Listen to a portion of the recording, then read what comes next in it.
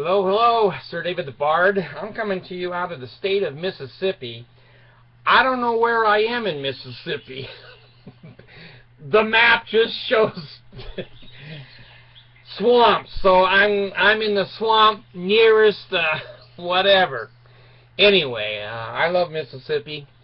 I remember driving down here when I was 16, 17 years old, and the bugs at night would clog the headlights and the windshield. I would have to get out at night in Mississippi and get the bugs off my headlights because they went black, and my windshield which went black.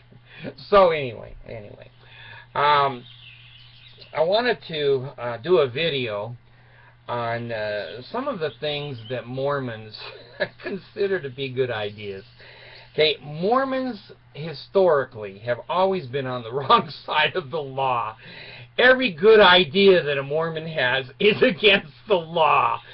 You know, Joseph Smith and his 14-year-old roommates, polygamy, a rock and a hat, looking for stones and jewels in the ground and charging people, printing up money and then running like hell, leg bail in New York.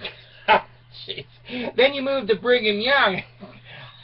Brigham Young was a great colonizer. I have to say that about Brigham. He knew how to build cities.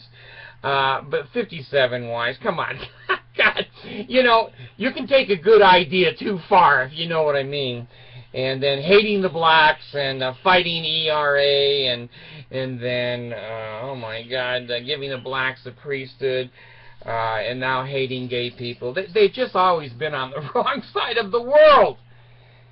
Now, Mormons think certain things are good ideas. Now, I've driven all over the country, and Utah is the only state that they let BYU students, engineers, I think, lay out the roads. Now, we have some strange intersections here in Utah. Someone thought that they were a good idea, but when you're going down a two-lane highway and another two-lane highway is coming at you, and another one over here is coming at you, you go, holy shit, am I in the middle of the road? You don't know. You don't know. But you see these things in Utah that are hilarious. They're just hilarious. Anyway, let me tell you the latest idea. In the Utah Valley, it has terrible smog. Now, I'm from California. I know what the hell smog looks like in Los Angeles. It's worse in Salt Lake City Valley here when I come to Utah than it is in Los Angeles. It's terrible. And then they have on the TV. Now, see, this is the way Mormons fix shit. They never fix shit. They just go around it. So they have on the TV channels, is this a clean day, a moderate day, or bury your face in your butt day? It's going to smell and look a lot better. So rather than fixing the smog problems, they avoid them because the good old boys own the factories and own some of the polluting industries in the state. And if you've worked for a state president or he was your mission president and he now owns a factory, hell, he can just throw shit out of his smokestacks day and night, and we just pretend that we don't see it if we're LDS. Well, I'm not LDS, and I do see it. I run 2 air cleaners in my small house, and I stay indoors. And then I have 2 fans and a heating system that have HEPA filters on them. I'll go outside, and after an hour or 2, I'm wheezing. And I come back in the house and go, damn the Mormons, damn. No state would put up with it, but Mormons do. Now, here is the latest idea. They don't want to make the factories put on any cleaners for throwing stuff out. They don't want to make any laws for cars. They don't want to tip any balance anywhere. Now, here's the idea. Here's the idea. They're going to take all the school buses and tear the engines out of them. and make them diesels. Jeez. There it is. There it is. A BYU student, his dad is a general authority, and he's given the idea to the state government, and they're seriously considering taking every school bus, tearing out its engine to make it either a diesel or a gas-powered vehicle. Now let me tell you, I'm an old bus driver from the days of BYU. I've driven a lot of buses, all diesels.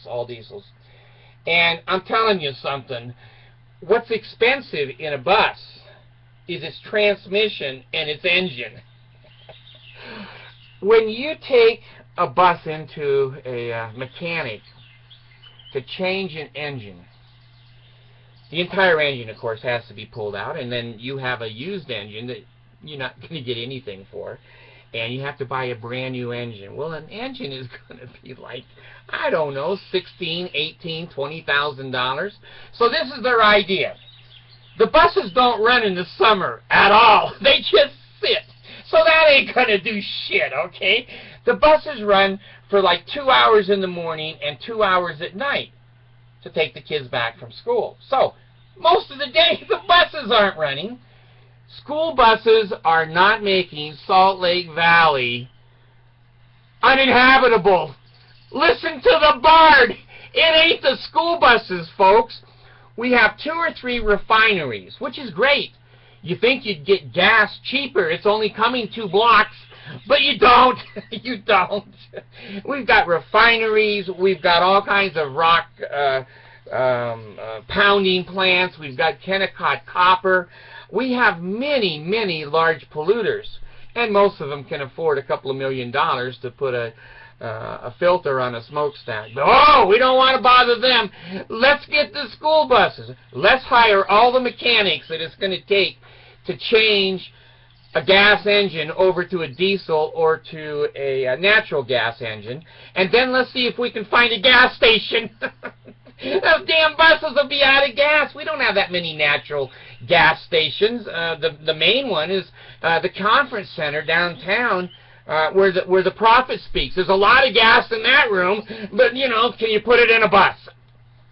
Anyway, this is an idea by BYU students whose fathers and brothers and uncles and mission presidents let them play with the lives of the people in the state of Utah.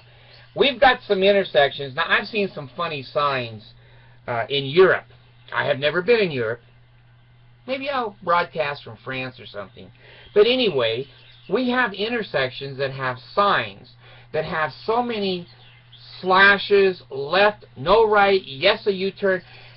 We have, now this isn't too bad. We have in Utah a road that changes lanes. I've seen this. When I was a child, the Golden Gate Bridge, in rush hour in the morning, they put cones up and you have more lanes going in the rush hour. Then they move the lanes over and you have more going out. Well, Utah has that, but they're red and green lights. They match the red and green lights of the intersections. So you're going down a big X green lane, and then suddenly there's a green light. You don't see the green light. You're looking at the big X. So you got people running through the intersections. I'm telling you, you've got some roads here. I did live in Massachusetts, and we have rotaries there. I think they call them roundabouts here in Utah. And you can get some pretty confusing rotaries, but I'm telling you, generally the laws on the roads. Now, the highways are not too bad, except the federal government always has to come in and bitch slap the Mormons. The Mormons took the money to build the HOV, which is the diamond lane, the high occupancy lane. Well, they don't enforce it. Anybody can ride in that. If you got garments, you're in the fast lane. Because they pull you over. You go, see there, officer? Okay, I'm just going to give you a warning. You got tattoos, you're going to jail. So the HOV lane, the federal government has had to come in and supervise. The polygamy laws, the government has had to come in with Johnson's army and supervise. And now the gay law and the blacks not receiving the priesthood, the IRS had to come in. Have the Mormons ever had a good idea other than taking your money for free and never showing you where it goes? Well, anyway, if you think the few school buses, there are thousands, if not, I don't think there's millions, but there's hundreds of thousands of cars and large polluters. The Mormons are going to change the engines in the school buses that sit 96% of the time. Ah, you gotta love the Mormons. If anyone has ever seen a Mormon church or person have a good idea, please let me know on the comments. I can't think of one. Thanks.